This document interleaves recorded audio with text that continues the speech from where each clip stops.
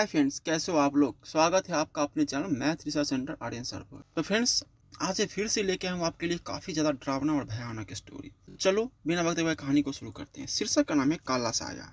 असम के कई क्षेत्रों में शैतान का साम्राज्य है। वहाँ ज्यादातर लोगों को धोखे से मारकर जंगलों और तालाबों में फेंक दिया जाता है। घरों के नीचे दफन लोगों की आत्माएं अक्सर भटकती रहती है और कमजोर लोगों के शरीर पर कब्जा कर लेती है। कुछ ऐसा ही भयानक अनुभव मेरी मौसी के साथ हुआ। यह बात तब की जब मेरी मौसी को बेटा पैदा हुआ था और प्रसव के बाद उनका शरीर काफी दुर्बल और कमजोर हो गया था। उन दिनों प्रसव घर में किया जाता था। घरेलू इलाजों को औरतों के प्रसव के लिए इस्तेमाल किया जाता। मेरी मौसी प्रसव के बाद आराम कर रही थी और उनके नवजात बच्चे को मेरी नानी नहलाने दूसरे कमरे में ले गई। कमरे में मेरी मौसी बिल्कुल अकेली थी और उनके पति भी गांव से बाहर गए थे। घर में सिर्फ मेरी नानी और मौसी थे। प्रसव के बाद मौसी मालिश हो गई और एक बाहर से उनकी नींद खुली। उन्होंने सामने की खिड़की से एक काला साया कमरे में आते हुए देखा।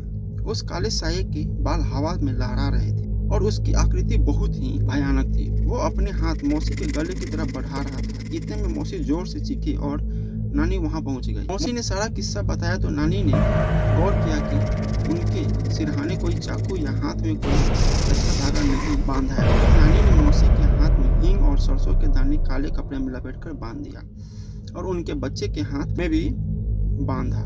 मौसी के पूछने पर नानी ने बताया कि अक्सर ऐसे काले साये कमजोर या दुर्बल शरीर में प्रवेश करते हैं और अपनी अधूरी इच्छाओं को पूरा करते हैं। प्रसव के बाद नानी और मौसी के पास सुरक्षा धागा और सिरहाने चाकू रखना भूल गई, इसलिए मौसी को उस काले साये का सामना करना। कुछ खतरे इतनी आसानी से नहीं टलते। नानी को आधी रात को घर के पीछे से किसी के रोने की आवाज आ रही थी और जब उन्होंने देखा तो एक काला साया वहाँ खड़ा था।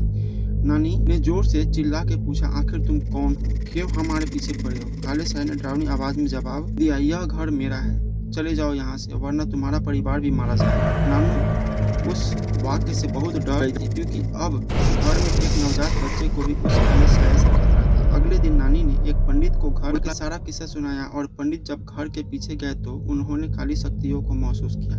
पंडित ने सारा मुआयना करके कहा, इस इलाके में जितने भी घर बने हुए हैं उन सबके नीचे कई लाशें दफन हैं। यह इलाका पहले घना जंगल हुआ करता था और फिर यहाँ धीरे धीरे लोग घर बनवाने लगे। इस घर का भी कोई ऐसा ही राज होगा जो आपको जीने नहीं देगा। ऐसे स्थान निर्दोष परिवारों की बलि मांगते हैं। आप लोग जल्द से जल्द यह घर खाली कर दो, तब तक यह रक्षा मौली अपने हाथों पे बांध लो। मौसी के पति को वापस आने में 2 दिन बाकी थे। बिना वक्त गंवाए मेरी नानी और मौसी अपना सामान बांधकर दूसरे गांव चले गए और मौसी ने अपने पति को भी खत लिखकर सूचित कर दिया। आज इसी डर से लोग घर बदलने से पहले इसका इतिहास पता करें क्योंकि ऐसे भूतिया रात अक्सर लोग महंगे पड़ते हैं। फ्रेंड्स, कैसा लगा स्टोरी प्लीज कमेंट करके बताइए और हमारे चैनल को सब्सक्राइब जरूर कीजिए। मिलते हैं अगले स्टोरी में।